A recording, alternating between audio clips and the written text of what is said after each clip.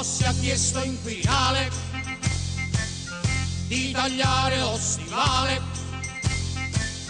e perciò chi la Lega s'andà a fare una grande sega, tira la sega, Umberto tira la sega e va. In un tempo che non mi ricordo quel fesso di Bossi nasceva nel nord. Nel vederla così brutolì le ricette suo padre è che è nato Corillo e voleva mandarla allo zoo, poi pensò che era meglio di no, ma la madre a vederlo così pigliando si scorda voleva morire. Quando era piccolino il povero Umbertino era troppo irrequieto, ussanno pure il prete. Appena da fanciullo lui s'appanneva a cullo, facendosi ragazzo s'appanneva un facciolietto.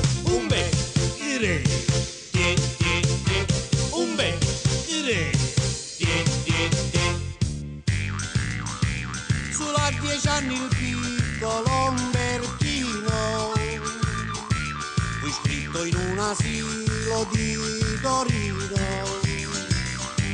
e chi stu fatto solo lui lo sapimmo, faceva 15 anni ancora prima. Ciu diceva nei compagni, missa poi scuorna sapeva in bagno e la tinta pensava che mi frega, oggi rimane io mi farò una lecca.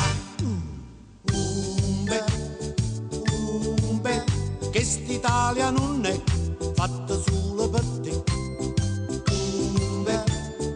Umbe, siamo tutti italiani e no figli puttana. Umbe, isso sud so scorda, pensa solo po nord. Isso sud so scorda, si la vena na sciorda. Sai che felicità se nel tuo corpo ti viene una cacarella, caro Umbertino per noi è cosa bella. Singo processe ti viene un ukulele, da mira nera, che Umberto che piacere ci facesse, si restasse tutto l'anno in processo, tutto sud certamente all'era fosse. Da cacarella si vede come zio senatore, dice potena sempre dur. Oh, ma come tu, ma quale dur, ma quale dur. Un giorno tra i papaveri che crescono sui fossi, Pipì faceva bossi, Pipì faceva bossi. In mezzo a quei papaveri un brutto serpentello gli mozzica il pisello e monno tena più. Certe volte che abbassa stu boss e caga pinto cesso volesse affogare, certi voto pigliasse ammazzata perché fe strunzate i coglioni non ha.